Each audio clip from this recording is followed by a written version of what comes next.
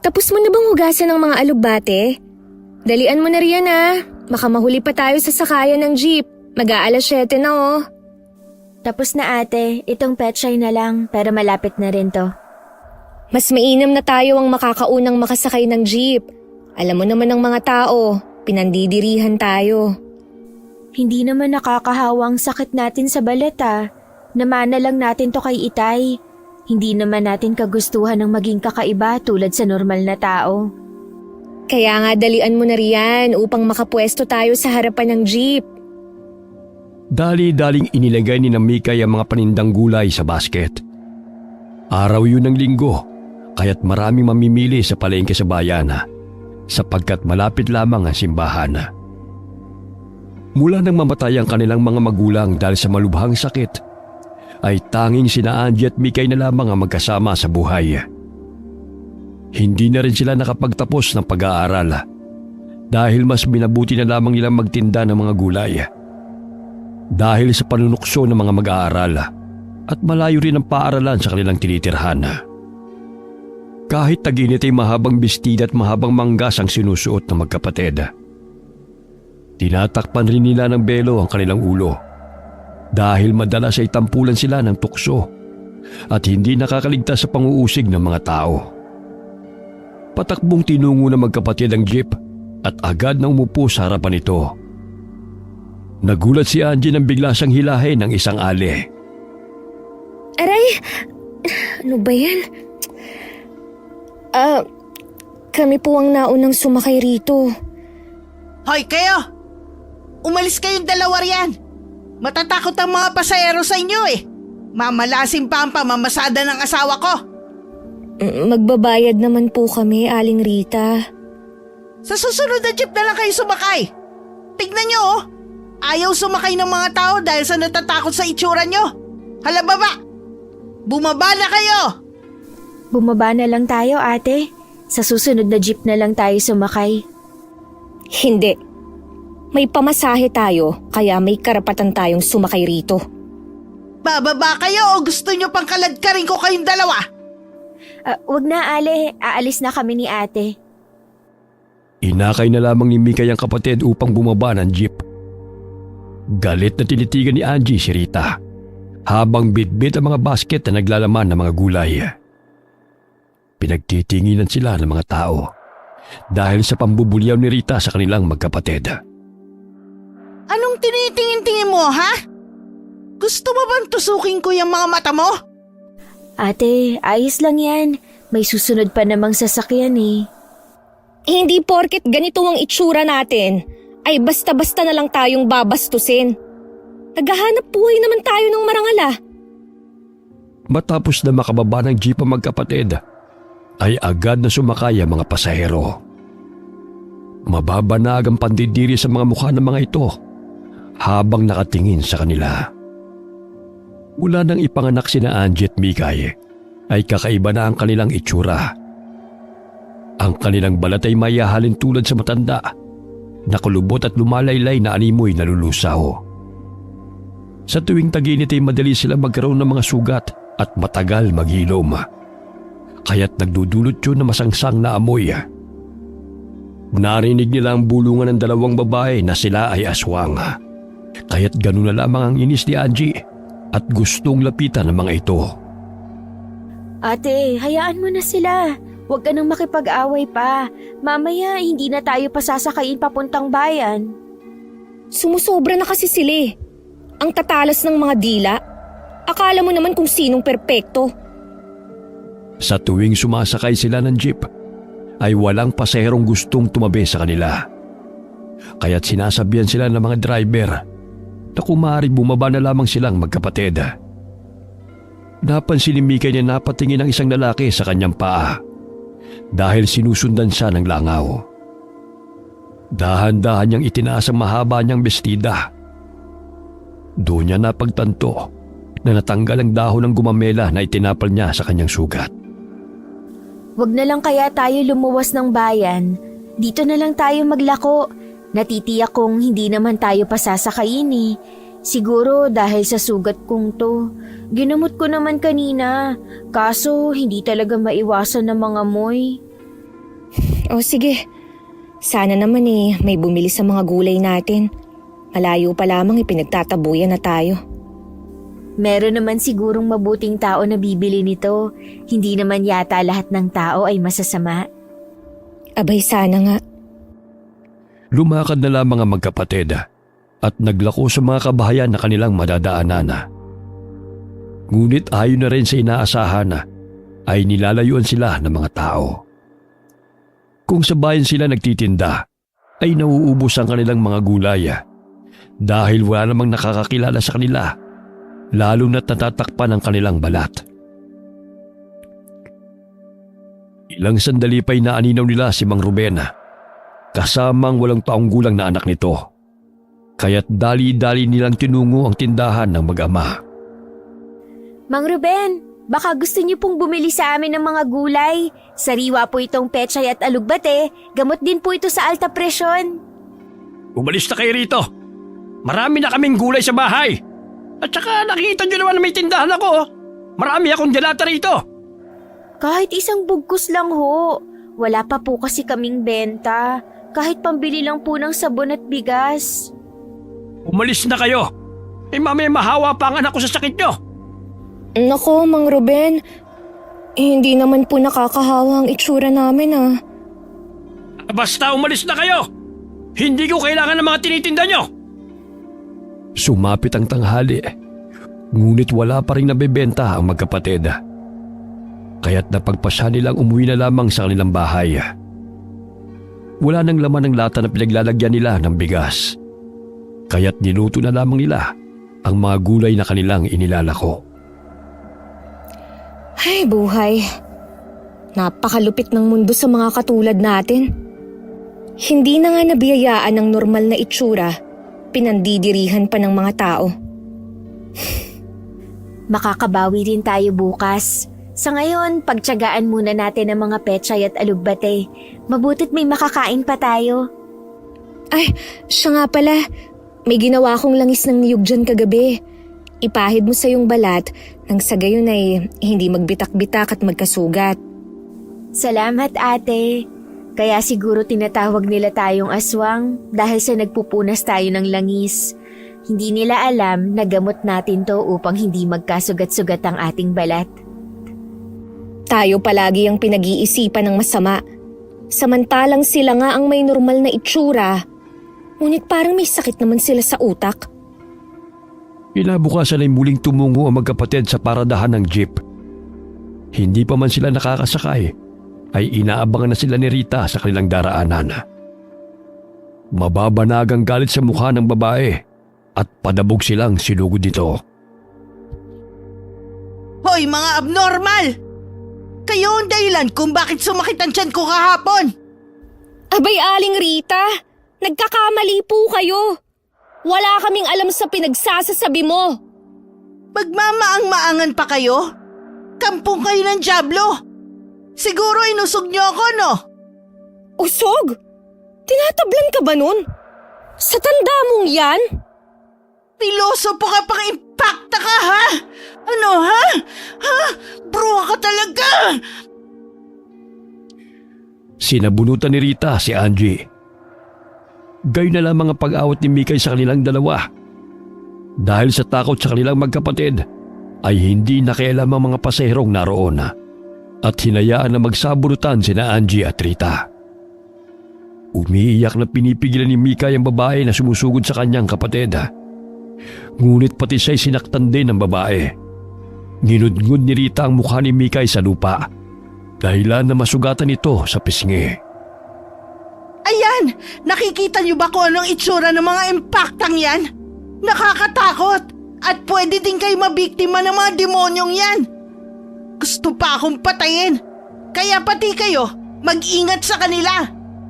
Tama na po! Hindi po totoo ang sinasabi nyo. Marahil may nakain kayong panis o kaya hindi kayo natunawan. Huwag naman po kayong mamintang ng ganyan. Gagawin niyo pa akong sinungaling, ha? Wala akong nakaing panis. Matapos ko kayong makaharap kahapon, bigla na lang sumakit ang tiyan ko. At panay ang pagsusuka ko.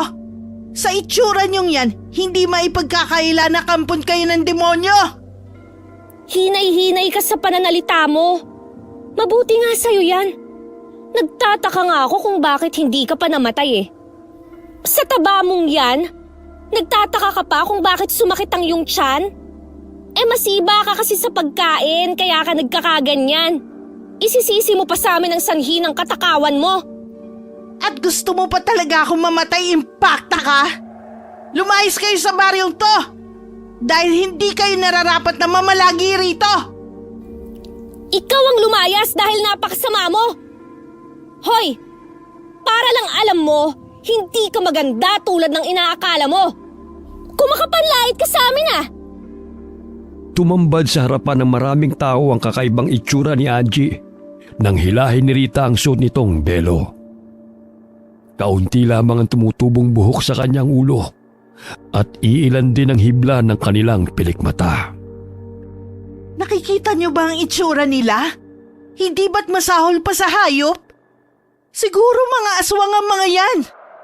Walang iya ka talaga! Ikaw ang asal hayop!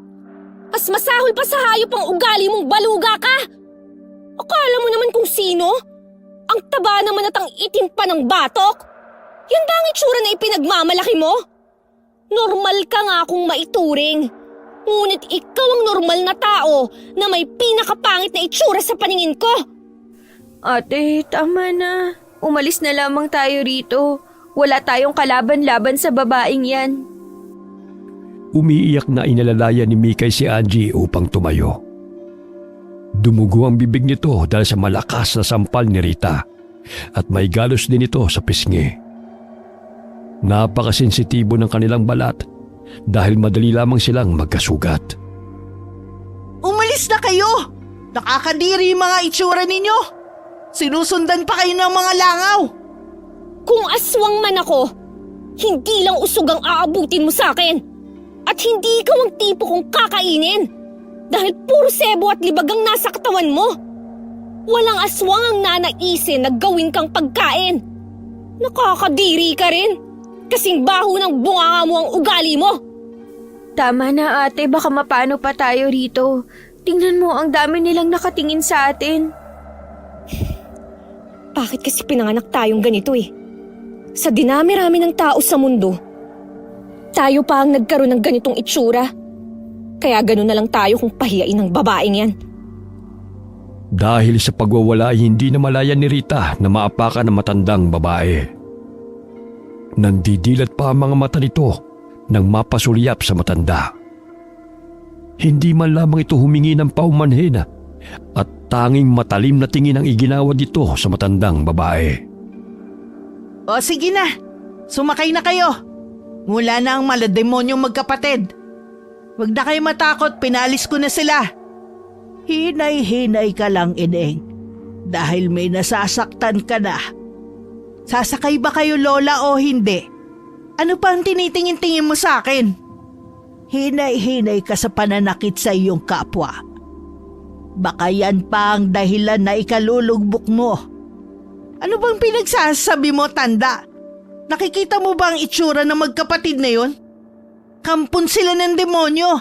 Kaya dapat lang silang paalisin bago pa sila makasakit ng tao. Animoy wala lamang kay Rita ang ginawang panghihiya at pananakit sa magkapatid at maangas pa nitong sinita ang matanda. Sumakay ng jeep ang matandang babae, ngunit hindi pa rin naaalis ang paningin nito kay Rita. Bumawi lamang ito ng tingin nang napuno na ng pasaherong sasakyan at agad na umalis.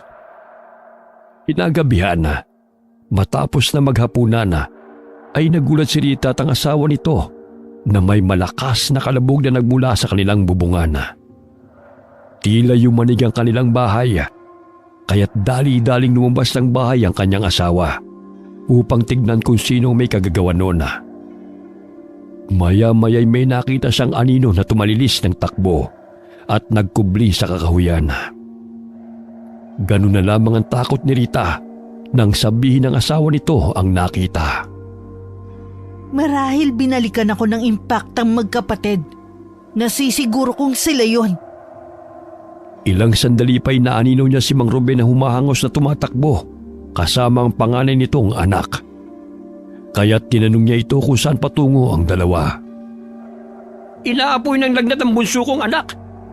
Ang sabi ng albularyong gumamot sa kanya ay natipuan daw siya ng aswang. Napansin kong patungo siya rito kaya't hinabol namin.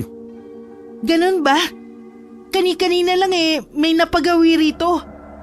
Sumampa nga sa bubong at tumakbo papunta sa kakahuyan. Naalala ko nang huling nakausap niya yung magkapatid na sina Angie at Mikay na bumili sa aming tindahan. Simula noon ay sumama na ang pakiramdam ng aking anak . Kailangan natin puksain ang malademonyo magkapatid na yan. Sinasabi ko na nga ba't may matinding lihim ang dalawang yan . Salot ang dala nila sa baryo natin. Kaya dapat sa kanila patayin. Dahil taginit ay tinubuan ng sakit sa balat ang mga tao. Lalo na ang mga bata. Nanunuyot ang balat at nagbibitak-bitak. Kaya't nilalabasan ng katas na nagdudulot ng masangsang na amoy. Isinisi na naman ng mga tao ang kumakalat na sakit na yon kina Angie at Mikay. Wala na talaga na idudulot na tama yung magkapatid sa ating baryo. Kung ano-anong mikrobyo ang dala nila. Ang dapat sa kanila patayin bago pa lumala ang kalagayan ng mga tao. Sa pangunguna ni Rita ay nakumbinsi niya ang kanilang mga kababaryo na sugurin ang bahay ng magkapatid. Gabi, mahimbing na natutulog sina Angie at Mikay. At walang kaalam-alam na may masamang pinaplano ang mga kababaryo sa kanila. Sama-samang tinungo ng mga tao ang bahay ng magkapatid. Mababanag ang puot sa mukha ni Rita nang isaboy ang gaas sa pawid na dingding. Kailangan natin sunugin ang malademonyo magkapatid na yan. Sa gayon wala na silang takas at hindi na kumalat ang sakit na dala nila. Tamang-tama mahimbing sila natutulog. Kaya't magagawa natin ng walang kahirap-hirap ang pagpatay sa kanila. Sinindihan ni Rita ang posporo at inihagis sa kubo. Dahil gawa yun sa magaan na materyales, kaya't agad na kumalat ang apoy. Nagising si Mikay na makaramdam ng init sa kanyang paanan. Namilog ang kanyang mga mata nang matupok ng apoy ang kanilang dingding, kaya't ginising niya si Angie. Ganun na lamang ang palahaw nilang dalawa habang pinapatay ang apoy na lumalamon sa kanilang bahay at suot na damit. Tulong! Tulong! Tulungan niyo kami pakiusap! Kahit anong pagmamakaawa ng magkapatid ay tila bingi lamang ang mga tao. Mula sa bintalay naaaninaw ni Angie na tumatakbo palayo ang kanilang mga kabaryo habang tinatalawang nagliliyab nilang kubo at pinapakinggan lamang ang kanilang palahaw. Hindi magawang makalabas ng kubo ang dalawa dahil sa mga kahoy na naglalaglagan. Marami na rin silang paso na natamo hanggang sa mahimatay si Mikay. Umiiyak na inakay ni Angie ang kapatid.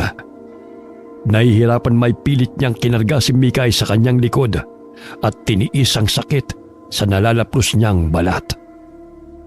Nakalabas ng kubo si Angie. Ilang sandali bumagsak sila sa lupa at naghihingalong unti-unting nawalan ng malay.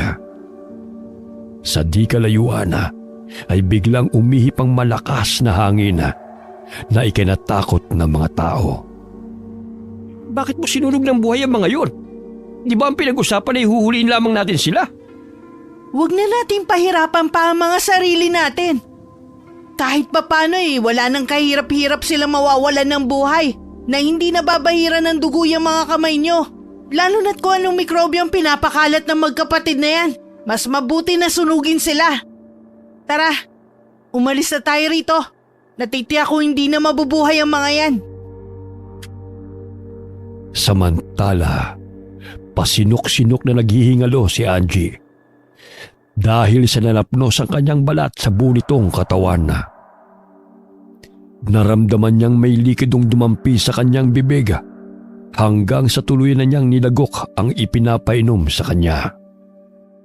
Kung gusto niyo pang mabuhay at makapaghigante sa mga taong gumawa nito sa inyo, inumin niyo ang sariwang dugo na ito na siyang magbibigay sa inyo ng lakas.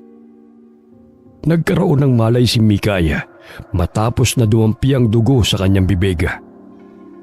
Pilit niyang iminulat ang kanyang mga mata at humahangos dahil sa matinding sakit na nararamdaman. Umalis na tayo rito bago pa sila bumalik. Natitiyak kong babalikan nila kayo upang siguraduhin na patay na kayong magkapatid. Tiisin na muna ninyo ang hapdi ng inyong mga sugat. Inalalaya ng matandang babae ang magkapatid upang makalis sa naturang lugar. Hindi sila nakita ng mga tao dahil nakalayo na rin ang mga ito. Dinala ni Tandang Dayang sina Angie at Mikay sa tinitira nitong dampa. Sa kabila ng katandaan nito ay malakas pa nitong kinarga ang magkapatid. Sa gitna ng kagubatan at malayo sa mga tao na ninirahan nito, pinahiga niya sa sahig ang magkapatid at nagdikdik ng halamang gamot. Hinaluan niya yon ng langis bago inilapat sa mga nalapnos na balat ng dalawa. Sa pagdating ng kabilugan ng buwan, inyong lakas ay manunumbalik. Mga taong lapastangan na inyong babalikan at gagantihan. Ilang sandali nagising si Angie dahil sa nararamdamang sakit ng katawan. Maging si Mikay umuungol dahil sa sakit ng mga sugat. Huwag kayong mag-alala. Lilipas din ang araw at maghihilom din ang mga sugat ninyo. Nais nyo bang magkaroon ng hindi pangkaraniwang lakas upang paghigantihan ng taong nanakit sa inyo? Oo, tulungan niyo kami. Nauutal may pilit na sumagot si Angie sa tanong ng matanda sa kanila. Nangingilid ang kanyang mga luha nang makitang nakahigang si Mikay. Patuloy na sumasambit ng orasyon ng matandang babae habang itinataas ang basong may lamang likido. Ilang sandali hiniwa nito ang braso gamit ang maliit na kutsilyo at pinatakan ng sariling dugo ang pulang likido sa loob ng baso. Inumin ninyo ito upang manumbalik ang inyong lakas. Sa pamamagitan nito'y maiibsan ang sakit na inyong nararamdaman. At panibagong buhay ang hatid nito sa inyo. Inalalaya ng matanda habang pinapainom ng dugo sina Angie at Mikay. Malansaman ang lasa nito. Ngunit pilit na nilunok ng magkapatid ang likido upang mapabilis ang kanilang pagaling. Samantala, binalikan ni Narita ang bahay ng magkapatid na natupok ng apoy. Nadat na nila ang mga abong naroon at mga iilang piraso ng kahoy. Nasisiguro niyang matagumpay nilang napatay ang hinihinalang aswang dahil may bahagi pa ng mga katawan nito na hindi lubusang natupok ng apoy. Inilibing nila yon upang pagtakpan ang krimen na kanilang ginawa. Sa bawat araw na lumilipas, ay humihilom ang sugat ni Mikay at Angie sa pangangalaga ni Tandang Dayang hanggang sa manumbalik ang kanilang lakas. Nanatili sila sa kubo ng matanda at magkasamang namuhay. Salamat po sa pagtulong niyo sa amin, Lola. At hindi niyo kami pinabayaan. Kung hindi ho dahil sa inyo, siguro ay namatay na po kami. Huwag kayong mag-alala. Bukal sa loob ko ang tumulong. Sapagkat tulad ninyo'y naranasan ko rin ang apihin ng mga tao. Ano po ba ang pulang likido na pinapainom niyo sa amin, Lola? Dugo na dumudugtong ng buhay. Hindi pangkaraniwang dugo na nagbibigay ng pangalawang buhay sa sino mang makakainom nito. Sa pamamagitan ng sariwang dugo na pinatakan ng dugo na manggagamot na katulad ko at dinasalan ng orasyon, mabubuhay kayo. Ngunit kapalit noon ay ang pagiging aswang. Nais niyo pa bang ituloy ang ritual upang maging ganap na aswang at magkaroon ng hindi pangkaraniwang lakas? Kung yun lamang ang paraan upang makapaghiganti kami sa lahat ng taong gustong pumatay sa amin. Mangiyak-ngiyak na sambit ni Angie. Nagising si Mikay at paikaikang bumaba ng papaga. Lumapit siya sa kapatid dahil nakaramdam siya ng gutom. Umago sa mga luha ni Angie nang makita ang itsura ni Mikay. Nasunog na rin ang iilang hibla ng kanilang buhok at lalong pumangit at nakakatakot ang kanilang itsura. Ate, may makakain ba tayo riyan? Nagugutom na kasi ako. Sandali lang, iha. At maluluto na itong talbos ng kamote. At may nilaga din akong sagi.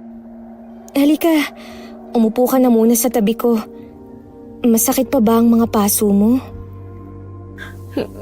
Hindi na masyado. Sa tuwing nilalagyan ko ng langis na ibinigay ni Lola Dayang, naiibsa ng kirot. Ate, bakit ginawa sa atin yun ng mga tao? Hindi naman tayo masama. Alam mo naman na sa tingin nila wala tayong karapatang mabuhay. Dahil sa itsura natin to. Tingin nila sa atin ay masahol pa tayo sa hayop. Nagsalo-salo silang tatlo sa pagkain. Naalala nila Angie si Lola Dayang na minsan nilang nakita sa baryo at sa bayan na nagtitinda ng mga basahan. Napatigil sa pagkain si Mikay nang maalala ang likidong pinapainom sa kanila ng matanda tuwing gabi. Tila nasasabik na naman siyang uminom noon. Lola, meron pa po ba kayong natirang dugo? Parang hinahanap kasi ng lalamunan ko. Meron pa naman. Ngunit kaunti na nga lang ang natira. Nandilat ang mga mata ni Mikaya nang makita ang sariwang dugo na naroon sa bote. Inilapag ni Tandang Dayang ang bote sa mesa. Walang ano-ano'y agad na nilaklak yun ni Mikaya hanggang sa ito'y maubos. Napangisi ang matanda nang makita ang ginawa ng dalaga. Nako, napaka-agresibo mong bata ka. Hinay-hinay lang, anak. Mikay, ba't inubos mo yan? Parang serbesa lang kung laklakin mo ang dugo Pasensya na kayo, ate. Natakam lang kasi ako. Hindi ko mapigilan ang aking sarili. Sinimot pa niya ang dugo sa baso at dinilaan ng natapon sa mesa. Hindi may pagkakaila ni Angie na maging siya ay nabanguhan sa sariwang dugo. Habang abala sa pagkain si Tandang Dayang, nahagip ng paningin ni Angie ang peklat sa leeg ng matanda. Animoy hulma ng lubid. Lola, paano po ba ang leeg niyo? Ito. Alaala ko sa mga taong gustong pumatay sa akin. Binitay nila ako dahil nahuli ako ng isang matandang lalaki sa silong ng kanilang bahay. Kaya nga lang nakatakas ako. Hindi ko na ililihim sa inyo mga ineng na isa akong aswang. Hindi kagaya ng dati ang lakas na nananalaytay sa aking katawan. Sapagkat matanda na ako. 92 na ako. Kaya't masaya ako natagpuan ko kayo. Sa gayon ay may papasa ko sa inyo ang kakayahan ko. Lalo na't inaapi pa kayo ng mga tao. Makakatulong ito sa inyo. Yun ay kung gusto ninyong makapaghiganti sa kanila. Kahit ano pa ang paraan ng paghihiganti. Basta't babalikan ko sila. Pagbabayaran nila ang ginawa nilang to sa amin. Umaagos ang mga luha sa pisngi ni Angie habang naaalala ang kanilang paghihirap. Nag-iisa na rin sa buhay si Tandang Dayang dahil namatay rin ang asawa at anak nito nang tugisin ng mga tao. Kailan ba kami magiging isang ganap na aswang? O paano namin malalaman na aswang na nga kami, Lola? Hintayin nyo lamang ang takdang panahon. Kusang magpapalit kayo ng anyo pagsapit ng dilim. Habang tumatagal ay ganoon na lamang ang pananabik nila Mikay at Angie sa sariwang dugo. Katulad ng sinabi ng matanda, ay napaka-agresibo ni Mikay. Maging ang mga ibon ay hindi niya pinapalampas. Umaakit siya sa mga puno upang manghuli ng mga ibon at kinakagat ang mga ulo at sinisipsip ang dugo. Mikay! Bumaba ka na nga riyan. Kanina ka pa kain ng kain dyan eh. Tingnan mo nga ang itsura mo oh. Halos mapuno na ng dugo ang damit mo. Sandali na lang ito ate at bababa na ako. Kahit sumisikat ang araw ay ganun pa rin ang pagkataka ni Mikay sa sariwang dugo. Hindi nakakaligtas sa kanya ang mga hayop sa gubat. Madalas ay nanguhuli ito ng mga baboy ramo at sinisipsip ang sariwang dugo nito. Animoy unggoy lamang siya na umakyat baba sa puno. Dali-dali siyang pumasok ng bahay at binigyan ng kapatid ng nahuling ibon. Habang tumatagal ay naghahanap na ng sariwang dugo ang sikmura ng magkapatid at tila hindi na napapawi ng dugo ng hayop ang kanilang pagkauhaw. Nababatid na nila na nananalaytay na sa kanilang katawan ang pagiging aswang. Ano kaya kung iisa-isahin natin ang mga taong gustong pumatay sa atin? Hindi na kasi ako nakukontento sa dugo ng mga hayop. Para bang may kulang? Ano? Papatay tayo? Yung mga taong walang ginawa, kundi ang husgahan at maliitin tayo. Ngayon tayo maghihiganti sa kanila. Pero paano? Baka mahuli nila tayo at muli tayong patayin ng mga yun. Bakit? Magpapahuli ba tayo? Ang alam nila'y patay na tayo. At wala silang ideya sa ating pagbabalik. Nilamon ng puot ang puso ni Angie. Sa tuwing sumasagi sa kanyang mga balintatawang mga mukha ng mga taong kanyang naaaninaw habang tinutupok sila ng apoy. Hindi pinakinggan ang kanilang paghingi ng tulong habang sila'y naghihingalo. Kalagitnaan ng gabi.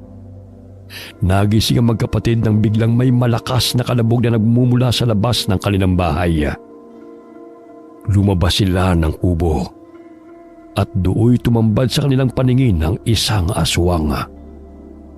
Buhag-hag ang buhok nito at nanlilisik ang mga matang nakatingin sa kanila. Tumutulo pa ang malagkit na laway. Ilang sandali pa'y unti-unti itong nagbago ng anyo bilang si Tandang Dayang. Lola, wala po bang nakasunod sa'yo? Baka matuntun nila tayo rito. Huwag kayong mag-alala, maingat ako. At saka inililigaw ko ang mga tao bago ako umuwi rito. Matagal na akong naninirahan sa lugar na ito. Ngunit wala pang nakakaalam na dito ako namamalagi. Ganun po ba? Basta mag-ingat po kayo, Lola. Napamangha ang magkapatid sa tuwing nagpapalit ng anyo bilang aswang si Tandang Dayang. Malakas pa ang katawan nito sa tuwing nagiging ganap na aswang at nakakayanan pang magpalipat-lipat sa mga puno. Kadalasan ang binibiktima ni Tandang Dayang ay yung mga taong mapanakit, matapobre at mapangapi. Hindi siya katulad sa ibang uri ng aswang na pumapatay ng mga inosente. Ramdam ni Tandang Dayang na hindi magtatagal ay magiging ganap ng aswang ang magkapatid at magpapalit na ito ng anyo. Sa pamamagitan ng kanyang mahikang itim ay nilinlang niya ang paningin ng mga taong gustong pumatay kina Angie at Mikay. Hinagisan niya ng puno ng saging ang loob ng bahay habang nilalamo ng apoy. Sa paningin ng mga tao ay natitirang katawan yun ng magkapatid at yun ang nilibing ng mga ito. Tinuruan sila ng matanda ng iba't ibang uri ng mga orasyon at mga halamang gamot na maaari nilang gamitin. Lola, napapagawi pa po ba kayo sa baryo? Napapadaan minsan. Palipasin niyo na muna ang araw bago bumalik doon. Magpalakas kayo. Sa gayon ay kaya niyo nang harapin ang mga tao. Tignan mo nga yung kapatid mo. Nawili na sa panguhuli ng mga hayop. Hindi na nga dugo ng hayop ang gustong inumin eh. Palagi nang nagtatanong kung kailan daw siya makakatikim ng dugo ng tao. Hindi pa kayo lubusang magaling. Konting panahon pa, Ineng. At may isa sa katuparan nyo rin ang pagdandais na makapaghigante. Maraming salamat po sa inyo, Lola. Dahil sa inyo nabigyan kami ng pangalawang pagkakataong mabuhay. Walang anuman, Ineng. Sige na, tawagin mo na ang kapatid mo. Baka napalayo na naman yon at makita ng mga tao. Ay, nasa na ba yun? Kani-kanina lang ay nakikita ko pa siya. Sige, Lola. Hahanapin ko muna si Mikay. Napalingon si Angie sa pinagbumulan ng malakas na atungal ng baboy ramo. Naninag niyang dinadaganan nito ni Mikay habang sinasaksak ng patalim ang ulo nito. Nang mawalan ng malay ay winakwak niya ang tiyan ng baboy ramo at kinuha ang laman loob. Duguan ang mukha nito nang humarap sa kapatid. Nandyan ka lang pala. Kanina pa kita hinahanap eh. Halika ate, may nahuli akong baboy ramo. Tikman mo ang sariwang puso nito, napakasarap. Dalhin mo na nga lang sa bahay yan. Mamaya may makakita pa sa'yo rito. Sinabing huwag ka nang lumayo eh. Pinagtulungang buhati ng dalawa ang baboy ramo. Pagdating ng bahay ay hiniwa ng magkapatid ang laman nito. Ang ibang bahagi ay inihaw ni Angie. Abay, ang bango niya na. Luto na ba yan, Ineng? Meron na po dyan, Lola. Kumuha lang po kayo. Natagal na rin po kasing hindi ako nakakatikim ng inihaw na karne eh. Bagamat mas pinili na kainin ni Mikay ang hilaw na laman at hindi man lamang ito nalalansahan. Mapapansin sa katawan ni Mikay na nagkakalaman na ito. Kaya natatawa na lamang si Angie sa kapatid. Baka may impatso ka sa katakawan mo ha. Tumataba ka na oh. Naku ate, konti pa lang naman ah. Tsaka hindi pa naman ako hinihingal katulad ng babaeng lumba-lumba na nakaaway mo. Naku, malapit ka nang maging katulad niya. Dumidilim na ang paligid. Kaya't matapos kumain ay nagpahinga na sila sa kanilang higaan hanggang sila ay makatulog. Napabalikwas ng bango ng magkapatid nang marinig ang malakas na kalabog na nagmumula sa labas ng kanilang dampa. Naririnig din nila ang sunod-sunod na atungal at humahangos na boses na humihingi ng tulong. Nandilat ang mga mata ng magkapatid nang tumambad sa kanilang paningin ang matandang aswang na nakahandusay sa lupa. Lola? Lola, anong nangyari sa'yo? Sinong may gawa sa'yo nito? Hindi ko na makakayanan ng sakit, mga Ineng. Binalas ako, kaya't napuruhan ako ng lalaki. May tumusok na sibat sa mata ng matandang aswang at nahihirapan siyang tanggalin yun. Hanggang sa pilit siyang tumakbo patungo sa kanilang tinitirhan. May mga tansong bala rin ang bumaon sa kanyang likod. Dahilan na siya'y lubusang nanghihina. Natitiyak ko katapusan ko na at hindi na ako sisikatan pa ng araw. Magkagayon, May. Ingatan ninyo ang inyong sarili. Mas malakas kayo kaysa sa akin dahil bata pa kayo. Kaya't makakayanan nyo silang labanan. Lola, gagamutin po namin kayo. Huwag niyo po kaming iwan. Yung dugo po na maaaring dudugtong sa inyong buhay, paiinumin ko kayo. Hindi na ako tatablan noon. Gusto ko na rin magpahinga, mga anak. Ikinagagalak ko kahit sa sandaling panahon nakasama ko kayong dalawa. Nagtulungan ang magkapatid na bunutin ang sibat na bumaon sa mata ng matandang aswang. Subalit hindi na ito tumagal pa at binawian ng buhay. Ganun na lamang ang paghihinagpis nilang magkapatid habang niyayakap ang matandang aswang. Lola, paano na po kami? Kayo na lamang po ang aming pamilya. Tapos iiwan niyo pa kami. Wala na kaming magiging kakampi mula sa mapangaping mga tao.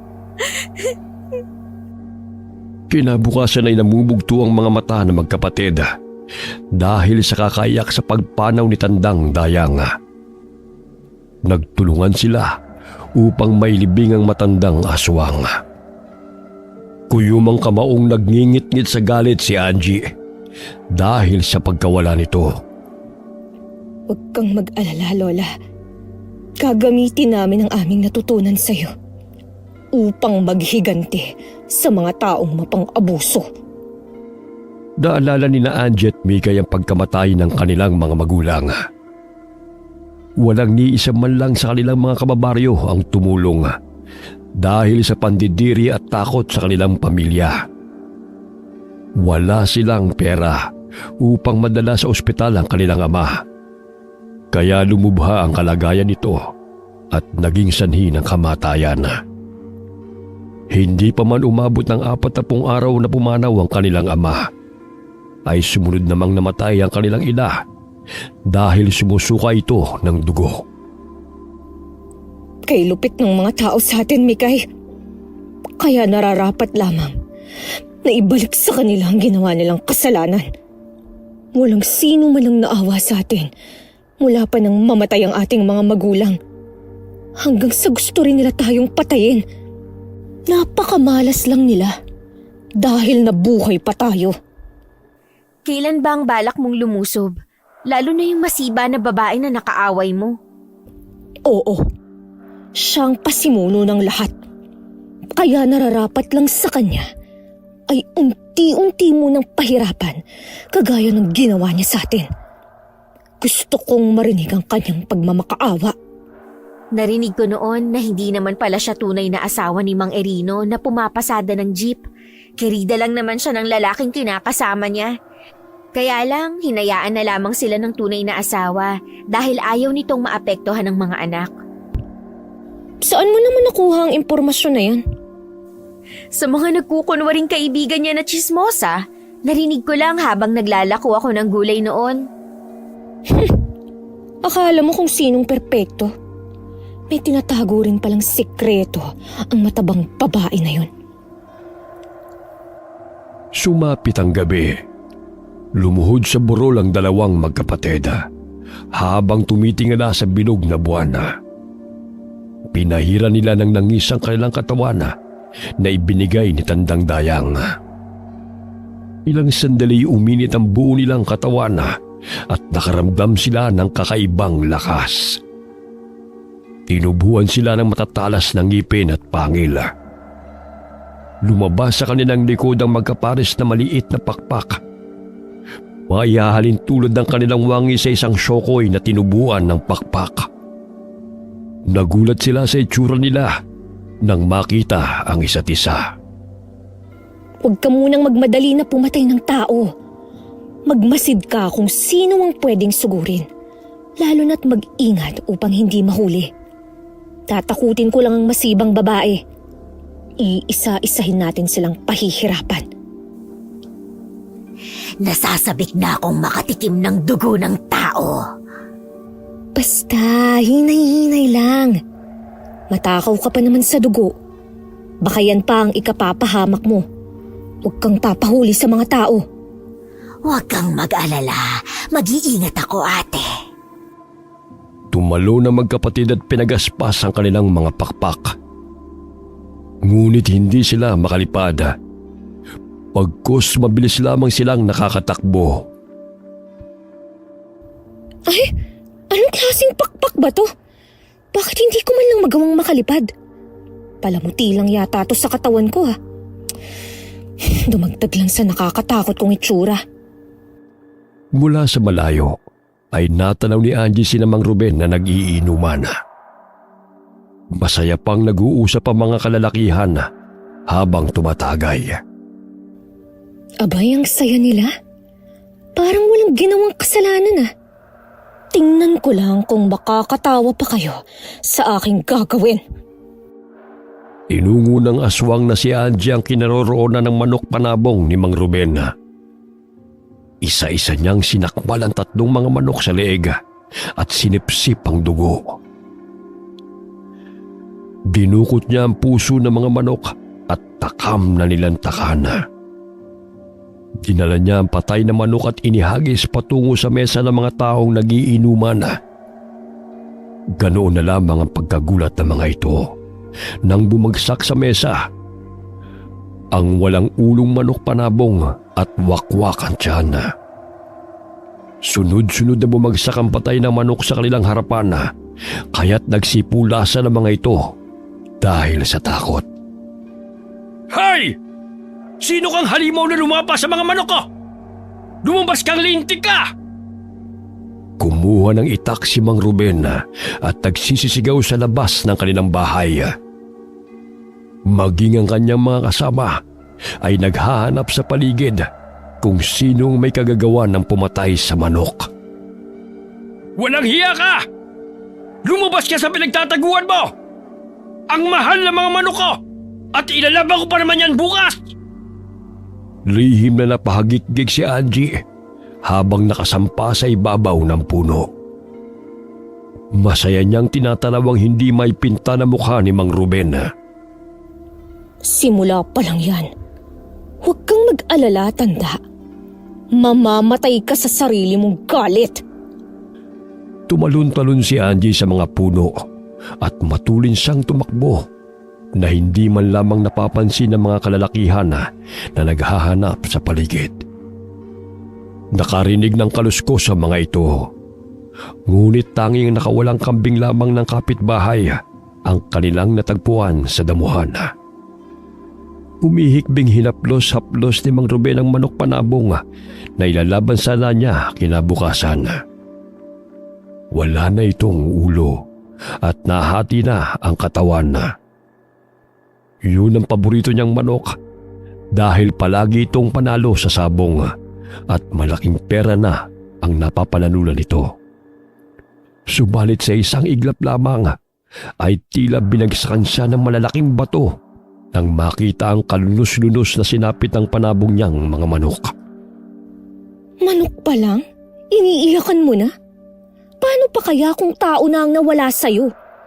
Iyan ang nababagay sa mata pobreng kagaya mo. Nakakaaliw din palang pagmasdan ang natatarantang itsura ni Mang Ruben. Bumalik sa kanilang tinitirhan si Angie, ngunit wala pa roon ang kanyang kapatid. Kaya't nag-alala siya baka may nangyaring masama kay Mikay. Ilang sandali pa, may narinig siyang mga kaluskos at naninaw niyang tumatakbo ang kapatid at hindi magkamayaw sa binibitbit nito. Oh, ano yung dala mo? Bakit hindi ka magkanda o gagarian? Sorpresa ko para sa'yo. Ayan, kainin mo. Ang sarap pala ng utak, sobrang malinamnam. Pumatay ka na agad. Ang sabi ko yung magmatsyag ka lang 2 pa yung biniktima mo. Eh magkasama sila. Alangan namang iwan ko ang isa, di nabisto tayo. Ito yung mga babaeng tinawag tayong aswang. Kaya yan, pinatunayan ko sa kanila na aswang nga tayo. Nakakatawa nga ang reaksyon nila nang makita ko.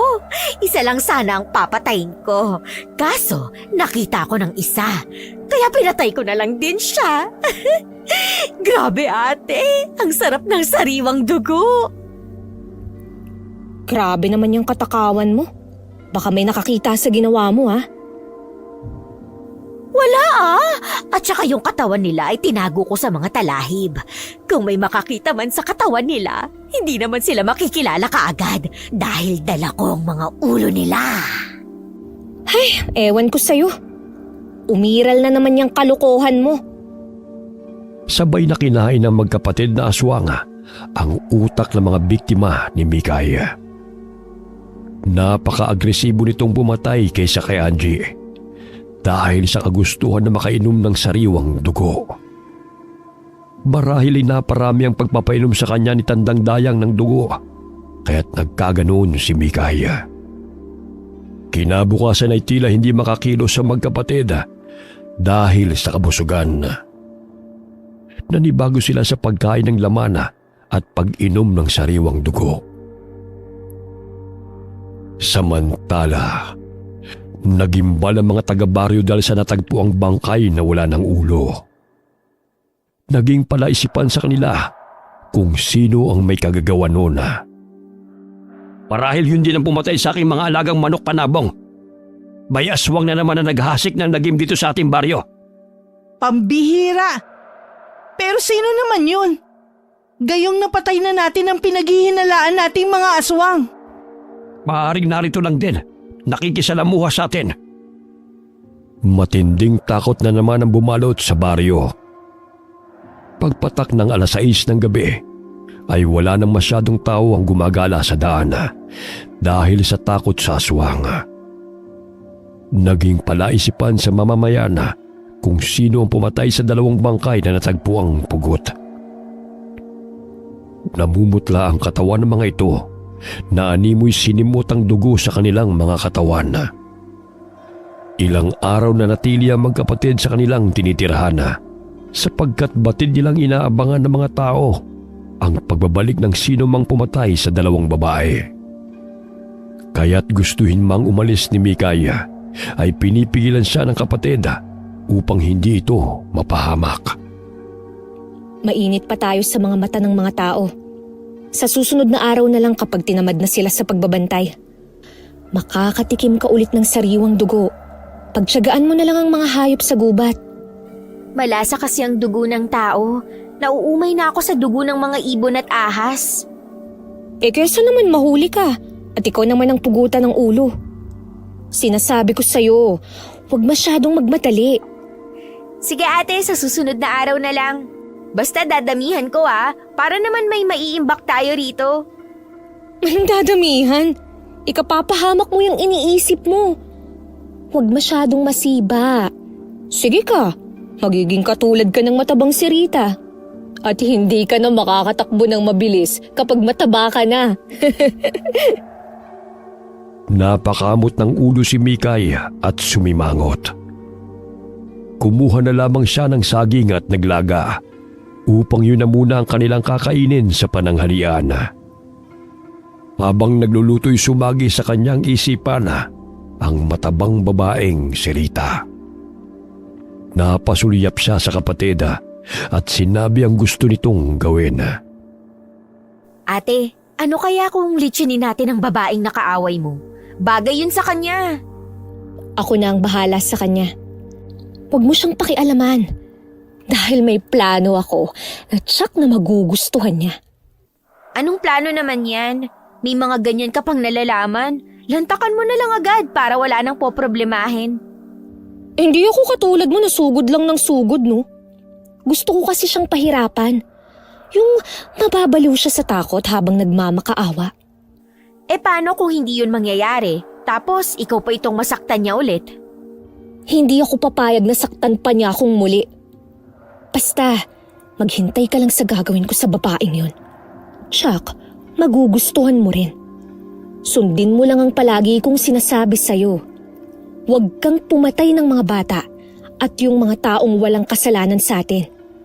Hindi ko yan nakakalimutan. Kahit na sobrang bango pa ng mga bata at nakakatakam. Dahil ayokong manakit ng mga bata at maranasan nila ang kalupitan tulad ng ating dinanas. Di mabuti. Dahil nagkakaintindihan tayo. May ginawa akong langis dyan. Nagbibitak-bitak na naman yung balat mo. Pahiran mo na agad bago pa magkasugat. Dinalhan ng bulaklak ni Mikay ang puntod ni Tandang Dayang. Ilang araw pa lamang ito buhat ng pumanaw, kaya't labis ang pangungulila nilang dalawa. Hindi man nila kaano-ano ang matanda, ngunit ito pa ang nagpakita ng malasakit sa kanila. Sa kabila ng pagiging aswang nito, ay may kabutihan pa rin nananalaytay sa pagkatao na matanda na hindi nila naramdaman sa mga taong nakapaligid sa kanila. Alam mo ate, kahit papano, napakaswerte natin dahil dumating sa ating buhay si Lola. Kung hindi dahil sa kanya, siguro'y naging abo na rin tayo. Kaya nga sa muli nating pagbabalik sa baryo, Titiyakin kong mangingilabot ang mga taong gustong pumatay sa atin. Ngayon natin masasabi na hindi lahat ng mga aswang ay masasama kagaya ni Lola Dayang dahil siya lamang ang nagparamdam sa atin na tayo ay may karapatang mabuhay muli. At hindi lahat ng normal na tao ay mabubuti. Pisikal na itsura lang nila ang maayos tingnan. Ngunit napakaitim ang budhi. Sinabi mo pa, kaya dapat sa kanila ay patayin at gawing pagkain. Wala na talagang lumalabas sa bibig mo kundi pagkain. Nababagot na kasi ako rito eh. Gusto ko na ng dugo.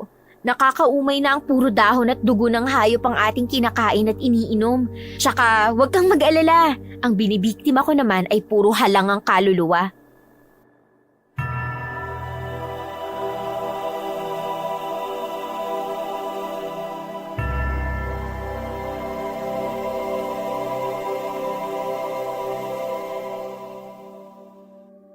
Pinihit ni Rita ang radyo upang makinig ng musika bago humiga sa tinutulugang papag.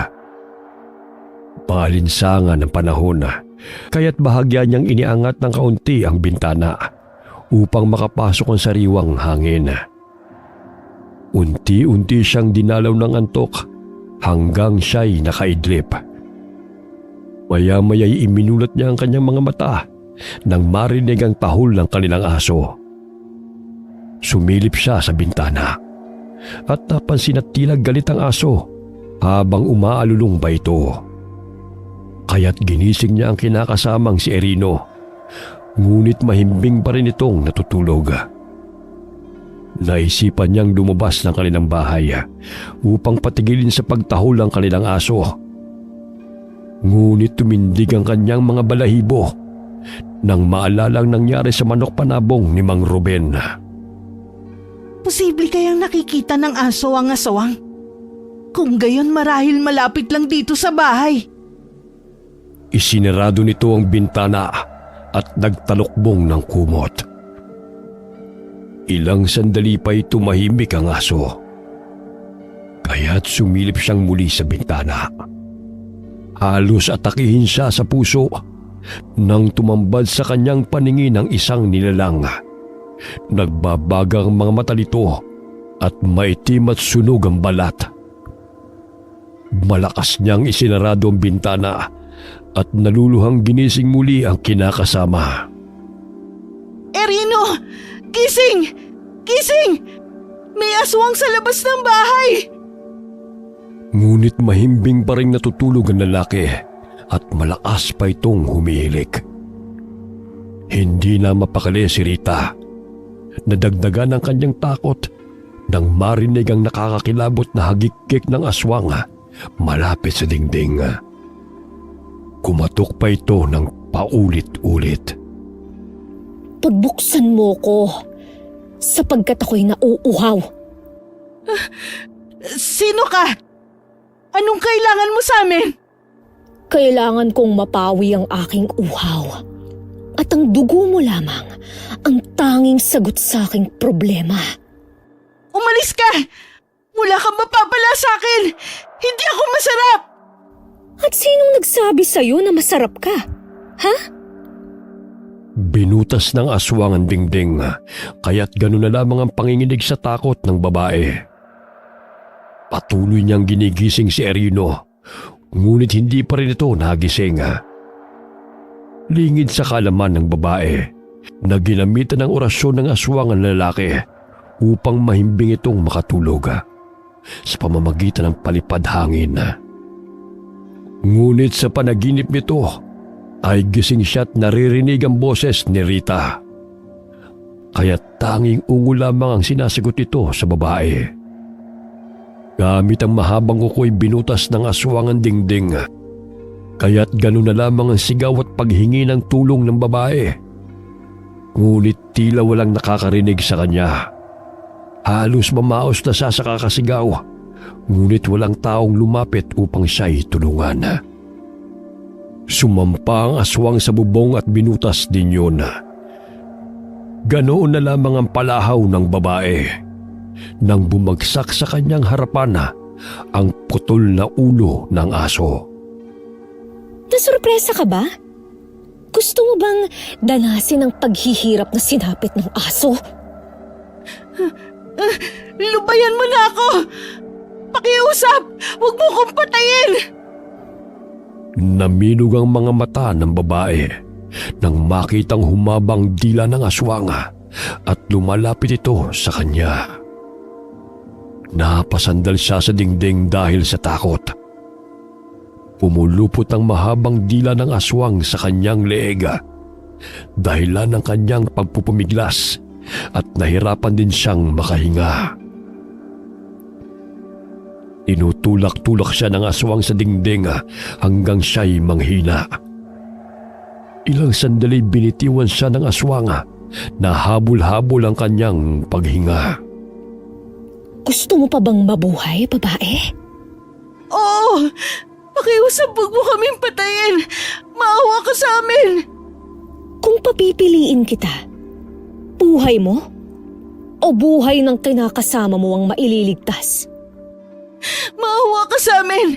Pero kung may bubuhayin ka sa amin dalawa, ako na lang! Dahil marami pa akong gustong gawin! Kagaya ng ano? Ay, gusto ko pang pumayat at maging maganda!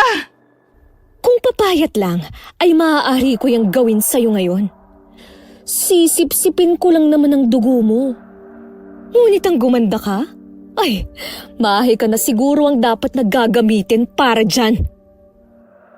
Nanginginig ang katawan ni Rita habang hinahaplos ng aswang ang kanyang pisngi gamit ang dila nito. Pailing-iling lamang ang babae habang sinusundan ng tingin ang mahabang dila ng aswang. Ilang sandali pa'y tumalo ng aswang papasok ng kanilang bahay at inilapit ito ang pangit na mukha sa babae. Huwag kang sumigaw kung ayaw mo pang mamatay! Oh, bakit parang takot na takot ka? Hindi ba't mas masahol ka pa sa hayop? Alam ko ang krimen na inyong ginawang pagpatay sa magkapatid. Sapagkat naaamoy ko ang bawat bahong itinatago nyo. Anong krimen? Hindi ko kagustuhan na nangyari. Aksidente! Oo, aksidente lang yun. Walang may gustong mamatay sila. Talaga ba? Alam ko kung sino-sino ang mga kasabwat mo. Kilala ko kayong lahat. Nakakapanibago naman makitang nagkakaganyan ka. Akala ko nga, matapang ka eh. Nanginginig na kinapa ni Rita ang patalim sa ilalim ng kanilang tinutulugan at naisipang saksakin ang aswang na nasa kanyang harapan. Ngunit matalas ang pakiramdam ng aswang, kaya't mabilis nitong napigilan ang kamay ng babae. Lumagutok pa ang buto nito, dahilan na mabitiwan nito ang kutsilyo. Hindi mo ako mapapatay dahil likas sa dugo mo ang pagkatraitor. Pwes, bibigyan kita ng leksyon. Anong ibig mong sabihin? Tinusok ni Angie ang mahaba at matulis niyang dila sa tiyan ng natutulog na si Erino. Sinipsip niya ang dugo hanggang sa mamutla ang lalaki. Nandidilat ang mga mata ni Rita habang nakikita ang hinahalukoy ng aswang ang tiyan ng kanyang kinakasama. Hindi niya magawang makalabas dahil nasa harapan niya ang mismong aswang. Anumang oras ay papatayin siya nito. Tanging pagtangis na lamang ang kanyang nagawa habang nasasaksihan ang pagpatay sa kanyang kinakasama. Napakasarap ng dugo ng tao. Kaso nga lang yung dugo mo, parang hindi ko kayang lunukin. Sapagkat nananalaytay ang kasuklam-suklam mong pagkatao. Eto, tikman mo ang puso ng iyong kinakasama. Lasapin mo kung talagang ikaw nga ang minamahal niya. Inilapat ng aswang na si Angie ang puso ng lalaki sa bibig ni Rita. Ganoon na lamang ang pag-iwas ng babae. Kumalat ang dugo sa mukha nito at hindi makapaniwala sa ginagawa ng aswang sa kanila. Malakas na sampal ng aswang ang dumapo sa pisngi ni Rita. Matalim ang kanyang tingin sa babae bago ito lumabas ng bintana at tumalilis ng takbo. Napahiyaw si Rita na maramdaman ang sakit sa kanyang pisngi. Nagulat siya nang imulat niya ang kanyang mga mata at tumambad sa kanyang harapan ang nag-aalalang si Erino. Buhay ka? Hindi ka nilapan ng aswang? Pero nandito siya kanina, pinasok niya tayo. Pinatay ka niya. At gusto rin akong patayin. Napakunot noo si Erino dahil sa tingin niya'y nananaginip lamang si Rita.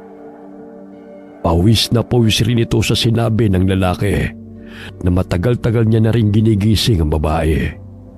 Ngunit tanging ungon lamang ang ginagawa nito. Sa di kalayuan ay napapangisi si Angie.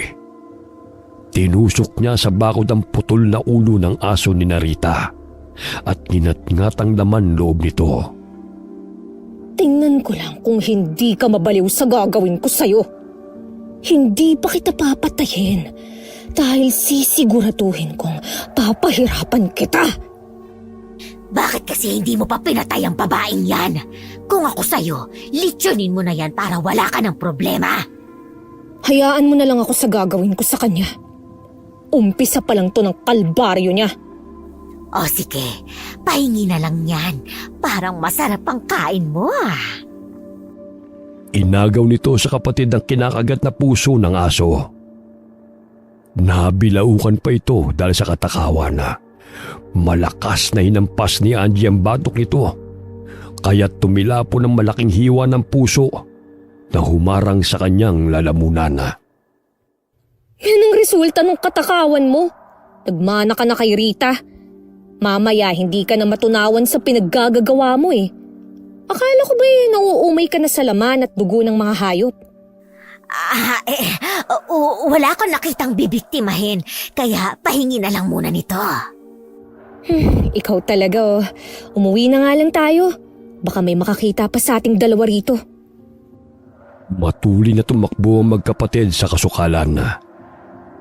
Tila hindi lumalapat ang kanilang mga paa sa lupa.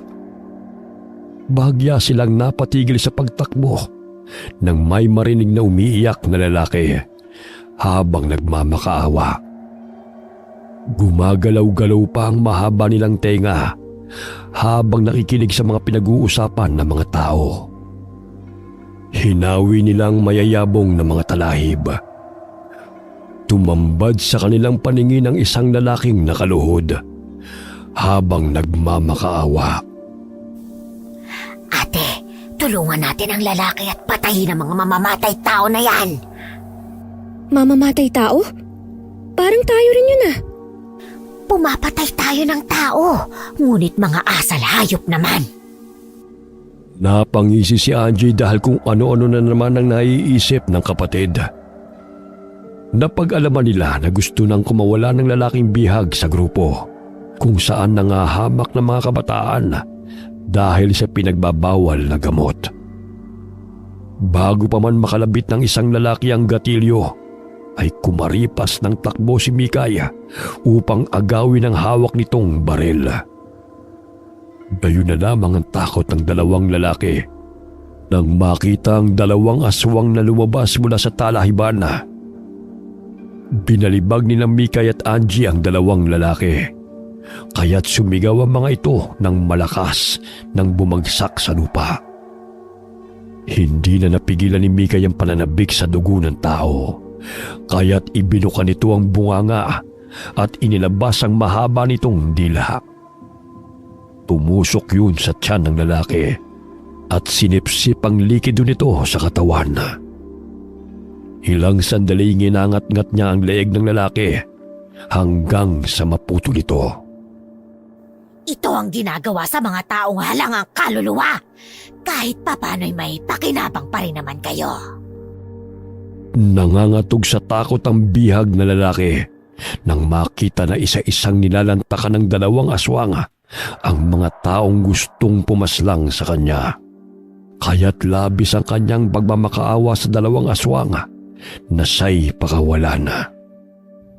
Natuntun mo ba ang daan pa uwi sa inyo? Umalis ka na bago pa magbago ang isip namin. Kung maaari, ay itikom mo yung bibig mo tungkol sa amin. Tumango ang lalaki at tumakbo palayo sa dalawang aswang. Umalis na rin ang magkapatid at baka abutan pa sila ng mga taong napapadaan sa naturang lugar. Pagdating ng bahay ay agad silang nakatulog dahil sa kabusugan. Tumutulo pa ang laway ni Mikay habang naghihilik. Tanghali na nang magising si Angie, ngunit mahimbing pa rin natutulog ang kapatid. Hinayaan na lamang niya ito upang makapagpahinga. Nanguha na lamang ng panggatong si Angie. Napapangiti siya sa tuwing naalala ang mukha ni Rita na hindi mapakali nang ito'y magising. Inamitan niya ng itim na mahika ang babae sa pamamagitan ng panaginip na humantong sa bangungot. Paulit-ulit siyang umuusal ng orasyon gabi-gabi para sirain ang pag-iisip ni Rita. Isa yun sa kakayahan ng mga aswang na itinuro ni Tandang Dayang sa kanila. Kinabukasan, hindi makapaniwala si Rita nang makita ang pugot na ulo ng kanilang aso na nakasabit sa kanilang bakuran. Hindi siya nagkakamali na totoong naroon ng aswang at hindi siya nananaginip lamang. Rino, totoo ang nangyari. Hindi lamang isang masamang panaginip yun. Tingnan mo nangyari sa aso. Yan din ang nasa panaginip ko. At saka alam ng aswang ang ginawa nating pagpatay sa magkapatid. Hindi kaya binabagabag na ako ng konsensya ko? O di kaya binalikan nila ako? Paano ka babalikan ng mga yun? Inilibing pa natin yung natirang bagay ng kanilang katawan na hindi natupok ng apoy. At saka, hindi ba't kagustuhan mong sunugin sila? Tapos ngayon naduduwag ka na. Parang nagkatotoo kasi ang panaginip ko eh. Katulad ng pugot na ulo ng aso. Pinugutan kasi ng aswang at kinain niya ang laman. Mag-almusal ka na nga. Tinanghali na tuloy ako ng gising dahil sa'yo. Mamamasada pa ako oh. Sige, dito muna ako sa bahay. Sumama kasi ang pakaramdam ko eh. Ipahinga mo na lamang yan. Huwag ka na kasing kumain ng marami sa gabi para hindi ka na bangungutin. Hindi ka naman kasi nagpapaawat sa pagkain eh. Umalis ka na nga. Ang aga-agay sinisermonan mo na ako. Nabalitaan ni Mang Ruben ang nangyaring putol na ulo ng aso ni Rita. Kaya't ganun na lamang ang kanilang pangamba dahil sa aswang na gumagala sa baryo. Ang aso mo naman ang pinuntriyan ng aswang ah. Wala talagang sinasanto. Kaya kailangan natin magdoble ingat. Oo nga ho, Mang Ruben. Pero sino kaya ang posibleng aswang na gumawa nito sa ating mga alaga? At sa dalawang babaeng natagpo ang pugot? Marahil hindi taga rito. Siguro sa karatig baryo nakatira. Sunod-sunod rin kasing may hindi kaaya-ayang nagaganap dito sa baryo. At wala naman tayong nakikitang kahina-hinala eh. Napahinto ang sasakyan na pinapasada ni Rino nang maninaw ang pares na paa na lumalabas mula sa mayayabong na damo. Bumaba siya ng jeep at ito'y kanyang nilapitan. Napatampal siya sa kanyang bibig nang sumambulat sa kanyang paningin ang magkapatong na kalalakihan na napugot ang ulo. Maging ang ibang mga pasahero'y nakiusyoso at dumapit na rin kay Rino. Sino kaya ang mga taong to? Kamakilan lang dalawang babae na tagpo ang pugotang ulo. Ngayon, dalawang lalaki naman. Bumalik na lamang si Rino sa jeep at sinabihan ng mga pasahero na sumakay ng muli. Inaandar niya ang sasakyan at dali-daling hinatid ng mga pasahero sa terminal bago tumungo sa estasyon ng pulisya. Walang nakakakilala sa dalawang lalaki. Bukod sa mga tattoo sa katawan, ay wala ng pagkakakilanlan sa mga ito. Sa di kalayuan ay nagmamasid ang dalawang magkapatid mula sa nag-uumpukang mga tao.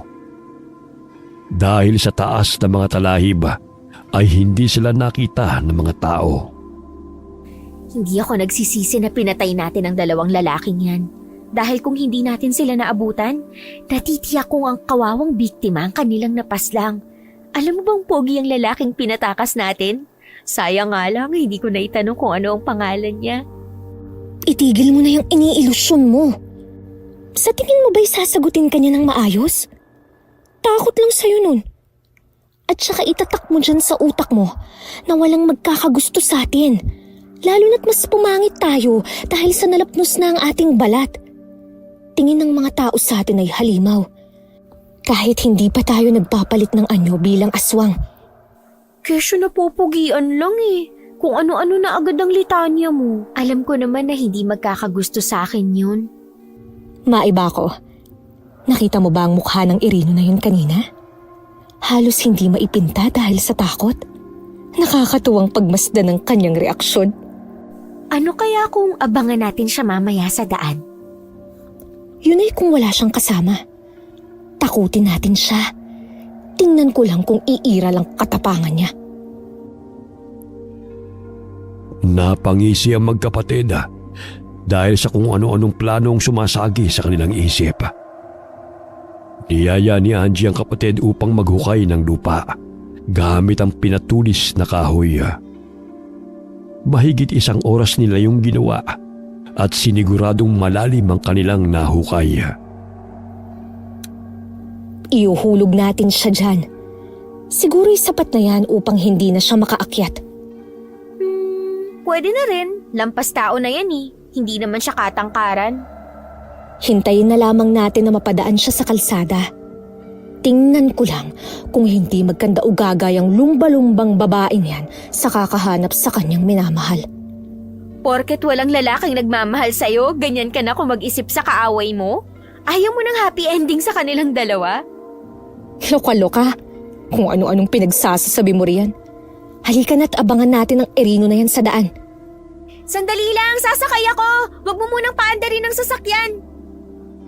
Nagputol ng puno ng saging ang magkapatid at hinarang sa daraanan ng jeep. Dumidilim na, kaya't napapansin nila na papauwi na ang mga sasakyan. Binuhat ng isang driver ang pinuto na puno ng saging nang makita nito na paharang-harang sa daan. Kaya't naudlot ang pinaplano ng magkapatid. Nang maaninaw ang paparating na sasakyan ni Irino, patakbong tumawid ng kalsada si Angie na nakatalokbong ng belo. Agad na inapakan ng lalaki ang preno sa biglang pagsulpot ng babae. Lintik! Kung gusto mong magpakamatay, huwag ka naman damay! Bulag ka ba o bingin na hindi ka man lang tumitingin sa dinadaanan mo? Pasensya na po. Hindi ko sinasadya. Ano pa tinatayo-tayo mo dyan? Gusto mo pa talaga magpakamatay? Bakit ayaw mo umalis sa gitna ng kalsada? Dahan-dahang ibinaba ni Angie ang belo na nakatakip sa kanyang mukha at lumingon sa lalaki. Nandilat ang mga mata ni Irino nang tumambad sa kanyang paningin ang nakasisindak na itsura ng babaeng nasa kanyang harapan. Halimaw! Sino ka? Lumayo ka sa akin! Sandali lang, sasakay ako! Huwag mo munang paandarin ng sasakyan! Halos atakihin si Ireno sa puso nang mapasulyap sa isa pang pasaherong tumabi sa kanya. Kawangis ng babaeng humarang sa kanyang daraanan. Pinaharurot niya ang sasakyan, ngunit mabilis na tumalo ng babaeng nasa kalsada patungo sa ibabaw ng sasakyan. Sino kayo? Anong kailangan niyo sa akin? Bumaba ka na riyan at sumama sa amin. May sorpresa kaming inihanda para sa'yo. Halika na, Mang Irino. Bawat oras ay mahalaga sa ngayon dahil bilang na lang ang natitirang oras mo upang mabuhay. Sino kayo? Anong kailangan niyo sa akin? Wala akong kasalanan sa inyo! Talaga ba? Hindi mo na ba kami natatandaan? Hindi ba't kayo ang may pakana na patayin kami? Ngayon tingnan mo ang resulta ng ginawa ninyo sa amin. Gumanda ba kami o mas lalong halimaw ang tingin nyo sa amin? Nilalapit pa ni Mikay ang mukha nito sa lalaki. Akmang lalabas si Erino sa sasakyan upang tumakbo, ngunit mabilis na nahablot ni Mikay ang kanyang paa. Huwag mo nang tangkain pang tumakas. Mahihirapan ka lang. Kinaladkad nila si Erino patungo sa kagubatan, kung saan malapit silang naninirahan. Kinapos nila ang lalaki sa harap ng kanilang hukay. Labis ang pagmamakaawa ng lalaki upang siya'y pakawalan. Wala pa nga kaming ginagawa sa'yo eh. Natatakot ka na? Huwag mo na munang ubusin ang mga luha mo. Nakikita mo ba yan? Diyan ka naming ililibing. Yan ay kung may matitira pang bahagi ng katawan mo. Hindi pa ba natin siya kakainin? Mamaya na. Masyado kang sabik eh. Iniwa-hiwa ni Angie ang balat ng lalaki hanggang sa dumaloy ang dugo nito. Hindi may tatago ang pagkatakam ni Mikaya, kaya't inilabas nito ang mahabang dila at dinilaan ang dumurugong pisngi ni Erino. Hinampas siya ng kapatid sa ulo ng sanga ng kahoy, kaya't tumigil ito sa ginagawa. Aray! Kaunti lang naman eh. Mapanakit ka. Ang takaw-takaw mo eh. Pagsasagawa ko ng ritual, kaya huwag kang pasaway dyan. Bantayan mo ang ating bihag. Huwag mong lapain, ha? Mamaya masira pa ang plano ko eh. Sige, kakainin na nga lang, ang dami pang arte. Nagsimulang umusan ng ritual si Angie.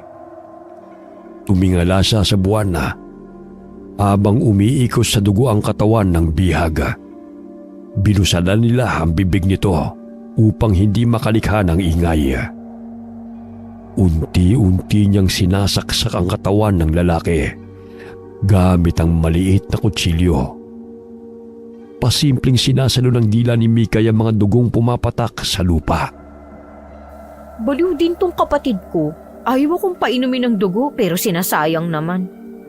Naririnig kita! Tumahimik ka riyan! Ilang sandali pa'y uminit ang kanilang mga katawan na lumabas ang kanilang matatalim at nakausling ngipin. Ang kanilang itsura ay mas lalong nakakakilabot dahil sa nasunog nilang mga balat. Dumagdag pa ang nakausli nilang mga pakpak at matatalim na mga kuko sa paa. Pinipilig-pilig ni Erino ang kanyang ulo dahil sa hindi makapaniwala sa dalawang aswang na nasa kanyang harapan. Nagsimulang dilaan ng magkapatid na aswang ang mga dugo sa katawan ni Erino. Pinigilan lamang ni Angie si Mikaya sapagkat tila uubusin nito ang likido sa katawan ng lalaki. Huwag mo na munang patayin. May dadalhin pa ako rito na ikasasaya mo. Ano na naman ba yan? Nagpapabitin ka na naman eh. Lantakan na lang natin ang lalaking ito. Maghintay ka. Diba gusto mo ng lechon? Dadalhin mo rito ang matabang babae? Tumango si Angie at pumalakpak si Mikay dahil sa pananabik. Sinigurado nilang walang makakita kay Erino, kaya't doon nila dinala malapit sa kanilang bahay. Hinigpitan nila ang pagkakatali. Nangihina na rin ang lalaki dahil sa mga sugat nito. Hayaan muna natin siya rito, sapagkat kukunin pa natin ang lechon. Alam kong matagal mo nang gusto yun. Ano pa ang hinihintay mo? Tara na! Kahit na anong pagpupumiglas ni Erino upang makalas ang tali, ay hindi niya magawang tumakas dahil sa higpit nun. Kumaripas ng takbo ang magkapatid patungo sa bahay ni Rita. 9:00 na ng gabi, wala pa si Erino. Kaya't nag-alala na siya sa kinakasama at baka nawili na naman ito sa inuman. Lumabas siya ng bahay bit-bit ang gasera. Bahagya siyang napahinto nang may sumitsit sa kanya. Paglingon niya ay nagulat siya nang dumikit ang kanyang mukha sa mukha ng isang halimaw. Pumakbang siya patras at nabitiwan ang hawak niyang gasera. Kinurap-kurap niya ang mga mata at hinanap ang nilalang na kanyang nakita. Ngunit wala siyang naaaninaw sa paligid. Ano na ang nangyayari sa akin? Kung ano-ano na ang nakikita ko. Siguro dahil ilang araw na akong hindi nakakatulog ng maayos. Lumakas ang kabog ng kanyang dibdib nang maaninaw na may kamay na kumuha sa gasera sa lupa. Hindi siya nagkakamali dahil nakita niya ang sunog na kamay at may mahaba pa itong mga kuko. Sino yan? Magpakita ka! Anong kailangan mo? Talaga bang gusto mo akong makita? Ikaw ang kailangan ko, Tabatsoy! Dinaganan ng aswang si Rita at binusalan ng bunganga nito upang hindi makasigaw. Tinalian rin niya ng lubid ang bewang nito at mga paa. Nagtulungan silang magkapatid na hilahin ng babae. Ano ba yan? Ang bigat naman ng babaeng ito. Patayin na lang kaya natin. Kunin ang puso niya at iwan ang katawan. Pinahihirapan mo pa kasi ang mga sarili natin eh. Sundin mo na lang kasi ang ipinag-uutos ko. Para din sa'yo to. Tsak, magiging masaya ka sa gagawin ko sa kanya. Napapangiwi si Rita dahil sa mga sugat sa kanyang likod. Hindi na niya matiis ang sakit na nararamdaman. Ngunit wala siyang magawa na makawala mula sa dalawang aswang na dumukot sa kanya. Nang makarating sila sa gitna ng gubat, ay narinig ng babae ang ungol ng isang lalaking bihag. Nagsiga ang aswang ng apoy at inihulog ang mga nagbabagang kahoy sa hukay. Nandilat ang mga mata ni Rita nang maaninag na nakatali si Erino sa puno. Ayan, nagkita rin tayo. Ikaw babae, naaalala mo pa ba kami? Malakas na sapok sa ulo nito ang pinadapo ng aswang dahil sa inis. Dahilan na tumilapon ang busal nito sa bunganga.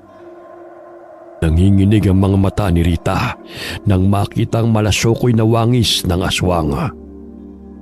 Ay nako, ano pa ba ang gagawin mo sa babaeng yan? Kumukulo na ang sikmura ko. Patayin na natin siya. Kalma! Napakadali naman kung papatayin natin to kagad. Ano siya?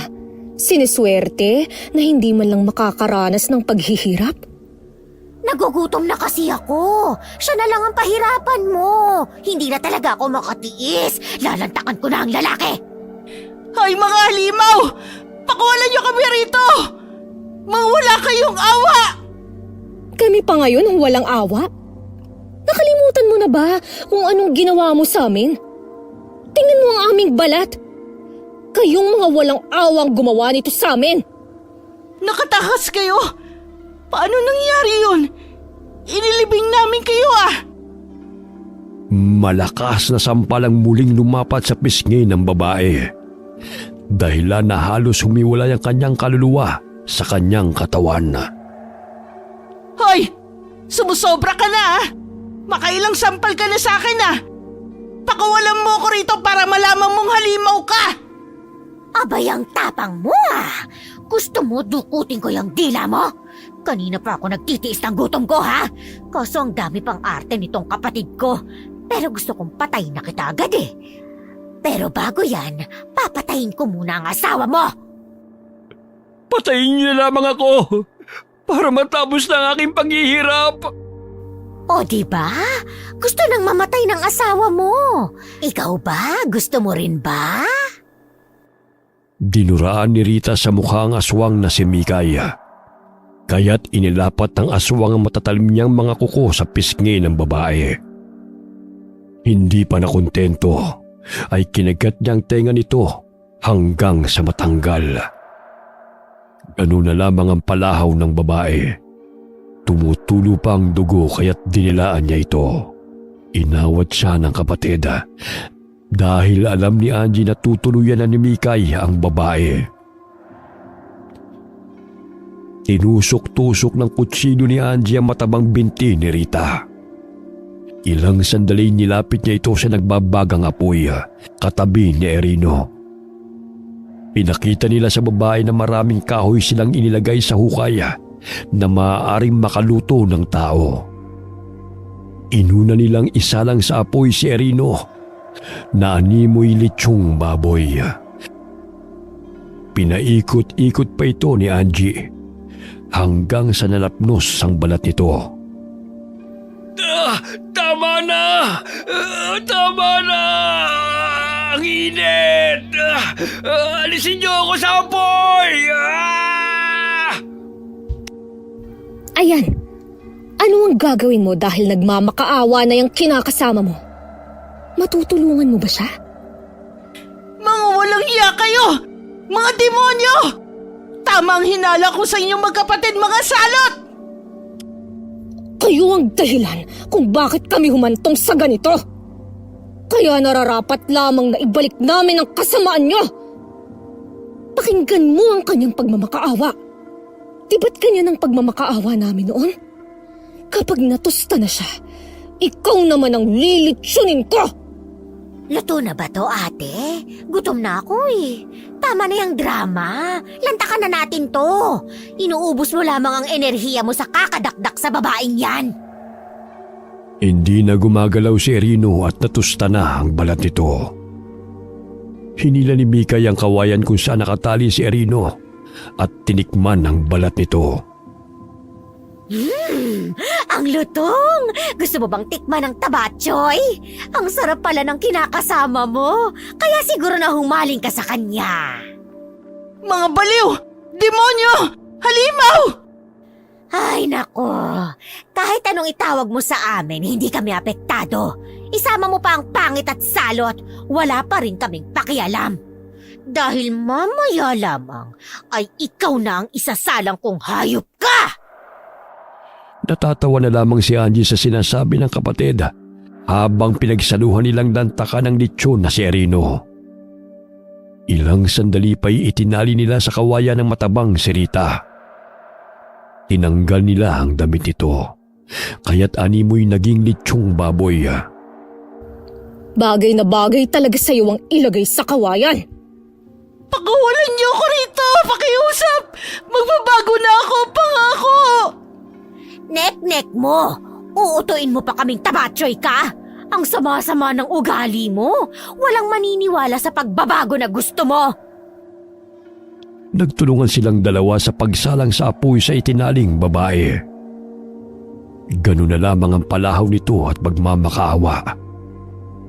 Sa gitna sila ng gubat at malayo sa kabahayan at walang nakaririnig sa panaghoy ng babaeng bihag. Dahil sa pagpupumiglas nito, ay nahulog ang kawayan kung saan siya itinali sa nagbabagang apoy. Hindi magkamayaw sa kasisigaw si Rita dahil tuloy na siyang nilamon ng apoy sa kanyang binagsakan. Yan kasi ang likot-likot mo. Bahala ka dyan. Iahon mo ang iyong sarili.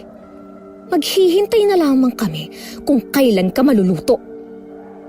Dinagdagan nila ng tuyong dahon at kahoy ang nagliliyab na hukay. Hanggang sa tuluyan ng binawian ng buhay si Rita dahil nalapnos ng apoy ang buong katawan nito. Nakatulog ang magkapatid dahil sa kabusugan sa pagkain ng litsyon ng lalaki. Nakatulog ang magkapatid dahil sa kabusugan sa pagkain ng litsyon na lalaki. Kinabukasan ay nagising sila at tinungo ang hukay kung saan nahulog si Rita. Napangisi si Angie nang makitang tostadong babaeng kanyang kinamumuhian. O ayan, ilang araw mo rin niyang konsumo. Diba masarap ang litsyong baboy na inihain ko para sa'yo? Tulungan mo akong maiahon to. Grabe, ang sarap nga. Mabuti tinihaw siya para mawala naman ang sebo sa kanyang katawan. May isa pa tayong susunduin sa kanyang bahay. Natitiyak kung gusto mo nang uminom ng sariwang dugo. Pero bago yun, ubusin mo muna ang babaeng yan, ha? Ayokong kumain yan, nasusuka ko. Bahala ka, basta uubusin ko to. Sabihan mo lang ako kung magbabago ang isip mo, titirahan kita. Masayang nilantakan ni Mikay ang litsyong si Rita. Hindi rin niya magawang ubusin yun, kaya't itinabi na lamang niya ang natirang bahagi ng katawan nito. Pumasok siya sa bahay at tumabing umupo sa kanyang kapatid. Napansin niya na umaliwala sa mukha nito at namumutawi ang saya sa mga labi ni Angie. Si Mang Ruben ang isusunod natin sa kanila. Isang hambog at walang bodong tao. Ayoko na ng lechon, te. Gusto ko naman ang sariwang dugo at laman. Nakakaumay ang matabang ni lechon natin eh. Parang masusuka na ako. Sino ba ang nagsabi sa'yo na uubusin mo kagad? Hinay-hinay lang. Baka tamaan ka ng sakit sa puso niyan. Tingnan mo nga yung katawan mo. Parang hihingalin ka na sa katatakbo niyan. Parang gano'n na nga eh. Ilang linggong nagpahinga magkapatid sa pagsugod sa baryo. Laking pagtataka ng mga tao kung bakit hindi na nila nakikita si Rita at Erino. Maliban na lamang sa sasakyan na nabangga sa punong kahoy. Naging palaisipan yun sa kanila dahil naroon ang mga gamit ng dalawa sa kanilang bahay. Wala ring bakas ng pagpatay. Baka nila pa ang mga ito ng aswang. Marahil umuwi ang mag-asawa na yan sa probinsya. Ibabalik rin ang mga yan. Habang nagpapakain ng mga alagang manok panabong si Mang Ruben, ay nasipat ng kanyang paningin ang taong nagmamasid sa kanya na nakatayo sa mga talahib. Nagtataka siya kung sino yun, kaya tinawag niya ang binatilyong katulong. Ngunit wala namang nakitang tao ang binatilyo. Mas malabo pa yata ang mata mo sa akin, bata ka. Ayan o, nakatayo, puntahan mo nga. Baka magnanakaw pa yan ng mga manok ko.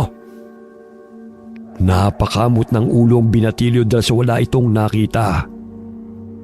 Sinunod na lamang niyang ipinag-uutos ng Ginoo na puntahan ang itinuturo nito upang hindi siya mapagalitan. Subalit wala talaga siyang nakitang tao bukod sa kanilang dalawa. Ang ipinagtataka ni Mang Ruben ay hindi pa rin umalis ang taong kanyang nakita sa kinatatayuan nito. Kaya't siya na mismo ang tumungo sa kinaroroonan ng tao upang paalisin. Nang makalapit ay napangisi ito sa kanya at napatitig sa mga mata nito. Tila nahipnotismo si Mang Ruben at sinunod ang pinag-uutos ng taong kanyang kaharap. Dali-dali nitong tinungo ang mga manok at isa-isang kinagat sa leeg at sinipsip ang dugo. Winakwak nito ang tiyan ng mga manok at kinuha ang mga laman loob. Tumakbo ang katulong nitong binatilyo dahil sa takot na masaktan ni Mang Ruben. Hindi maintindihan ng binatilyo kung bakit nagkakagano ng kanyang amo. Humingi ng tulong ang binata sa kanilang mga kabaryo. Nadatnan nilang nilalapa ni Mang Ruben ang mga manok panabong nito. Nang marinig ang ingay ng mga tao, doon natauhan ng lalaki. Hinagis niya nag-iingan ng manok na kanyang nilalantakan at humarap sa galit ng mga tao. Itinuro siya ng mga ito na siya ang aswang na sumusugod sa mga kabahayan dahil kitang-kita umano ng mga tao ang kanyang ginagawa. Hindi ako aswang! Hindi ko alam kung bakit ko sinusugaban ng mga manok na yan! Maniwala kayo sa akin! Sinugod siya ng mga tao. Pinipigilan pa ng kanyang asawang pananakit ng kanilang mga kabaryo kay Mang Ruben. Subalit maging siya ay hindi makapaniwala sa ginawa ng asawa. Maghunos dili kayo! Hindi ako ang aswang na sinasabi nyo! Wag! Wag! Wag! Ngunit hindi siya pinakinggan ng mga tao at patuloy pa rin siyang sinaktan ng mga ito. Dahil sa matinding emosyon ay inatake sa puso si Mang Ruben. Napasapo siya sa kanyang dibdib at humandusay sa lupa. Gusto pa siyang dalhin sa ospital ng kanyang asawa, ngunit walang tumulong sa kanila. Hanggang sa binawian ito ng buhay. Ang sabi mo sa akin, papayagan mo akong uminom ng sariwang dugo. Akala ko ilalapain ko ang lalaking yan. Naku, wag na. Natitiyak kong mapait naman ang dugo niya dahil may katandaan na rin. Ang importante, ang taong bayan mismo ang sanhi ng kanyang kamatayan. Sus, ikaw yon. Ilusyon at hipnotismo ang ginamit mo sa kanya eh. Pasimple ka lang din, ano? Halika na nga, umuwi na tayo. Mamuhay na lang tayo sa gubat. Mas mainam na ang alam nila'y patay na tayo. Sa gayon, ay pumayapa naman ang ating buhay. Tuluyan nang namuhay ang magkapatid sa loob ng gubat. May napapagawing mga aita sa kanilang tinitirhana, ngunit naging kaibigan nila ang mga ito. Lingid sa kalaman ng kanilang mga bagong kakilala na sila ay mga aswanga. Ngunit inilihim nila ang kanilang pagkatao. Sa gayon ay hindi matakot ang mga ito. Tanggap ng mga aita ang kanilang itsura. Dahil katulad nila, hinuhusgahan din sila ng lipunan. Karamihan sa atin ay tumitingin lamang sa panlabas na anyo. Doon natin sinusukat kung paano o ano ang respetong ibibigay natin sa tao. Naway maimulat natin ang ating mga mata sa realidad na huwag basta-bastang husgahan ang sinumana, lalo na't hindi pa natin siya o sila lubos na nakikilala. Wakas.